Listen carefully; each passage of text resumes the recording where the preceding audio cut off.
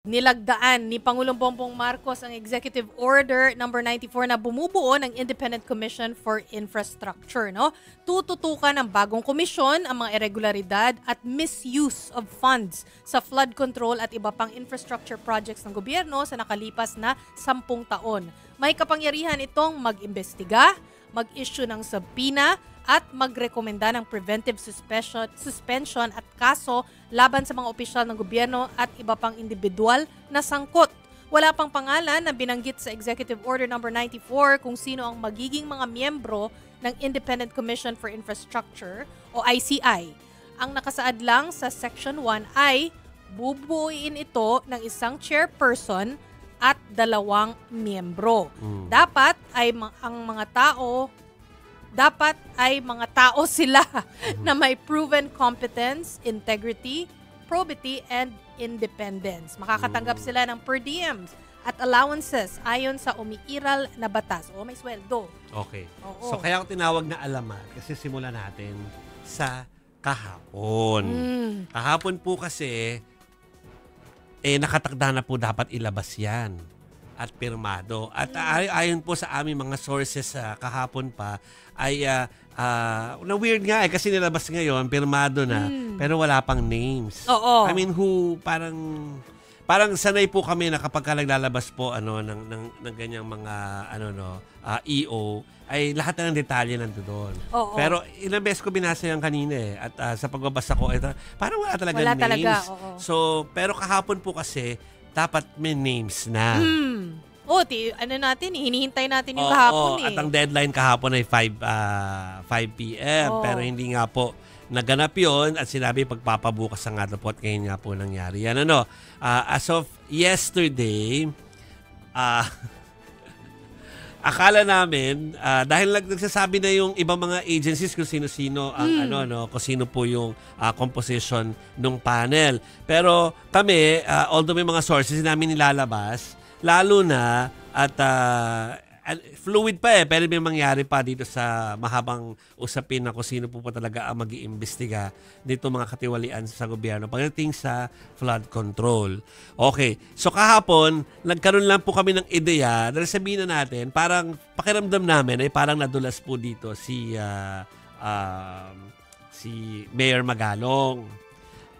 Dahil kinukuha po namin siya para mag-react na po doon sa posibilidad na po siya. At sabi nga niya na hindi mo na siya magsasalita. Hindi mo naman siya magsasalita dahil baka magkaroon ng spokesperson yung panel. Okay. O kung ano man yung binubuong grupo. Kung ano man yun. So para naisip namin, confirmation ba yon?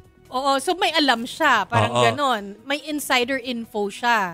Lalo na talagang siguro parang 3 sources na po ng aming himpilang nagsasabing talagang kasali po si General Magalong. So may politiko kung ganon. Pero biglang kaninang umaga, yung isa pa nating anchor na si Cheryl Cosim, may nakausap na isang source din. Okay. At ang source niya, nagbigay din ng mga pangalan at wala na nga po doon si General Magalong. Si Mayor Magalong. Yes. So wala na siya doon. Tapos yun nga, parang nag-guest na siya ulit so baka wala hindi nga. Na talaga. Pero doon sa mga pangalan po lumutang kanina, meron na po kami tinanong doon. Siyempre, iimbitahan mo na sila lahat Pagka-imbita po namin, yung isa po sumagot at sinabi niya po sa amin na it's the first time daw niyang narinig. Kumbaga news yun para sa kanya at narinig pa niya yun sa mga guest coordinators. Okay. Kumbaga wala pa siyang idea na merong invitation for him to join the panel. So, nung time na yun, syempre, tatanggapin lang natin lahat ng mga sagot dahil wala pa naman yung EO. Ngayong hapon lumabas na yung EO at wala pang pangalan. Sino na kaya? Yun po ang hindi alamat kundi parang explanation kung ba't hanggang ngayon wala pa pong pangalan. At tingin ko yun yung explanation kung bakit kahit may EO na hindi nakasaad doon ang pangalan ng mga tao na dapat ay maging miyembro ng panel. Pero sa tingin mo finalized na yon. Pero bakit hindi pa nilalabas? Kung finalized. Pero sabi nga ni Jovi, mukhang fluid pa rin. Yeah. Pero nilabas na yung EO. Ba't gano'n? Nilabas yung EO na walang names. And Medyo weird po yun. Sabi din kanina ni Senator Ping Lacson, di ba? Yung about kay Baguio City Mayor Magalong is virtually part. Ano yung sabihin ng virtually part? Tutulong lang dun sa Independent Commission? O talagang acting na siya pero hindi pa formally naniname? Pero sabi mo nga, nag-guest na siya. Yung yung isa pang lumabas sa pangalan na kahapon, yung dating DPWH. Oh yes, si Singson. Oo, biglang ngayon nawawala rin siya doon sa roster ng mga possible na pumunta dyan. Okay, so we are so very interested kasi talaga sa development about the Independent Commission po na talagang itinatayo para doon sa infra projects na maanomalya. Kasi po, siyempre, while we appreciate na may mga nare-reveal sa mga investigasyon ng Kamara at saka ng Senado, siyempre mas maganda kung Independent Commission ang gumagawa ng investigasyon. Oo naman. Kasi parang walang na-edit, sabi nga ni Tito Sen kagabi, walang na-edit out ng mga taon, walang na-edit out na mga pangalan o kaya political persuasion.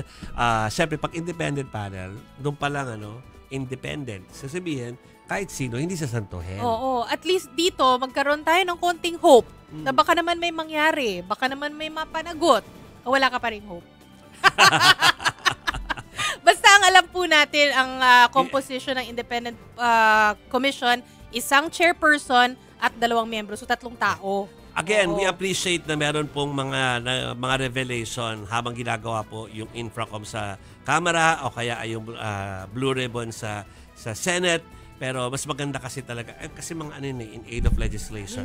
At least ito po kapag may independent commission lalo na kung talagang mga personalities. Kung gano'n yung mga dating justices yung upo. That's something.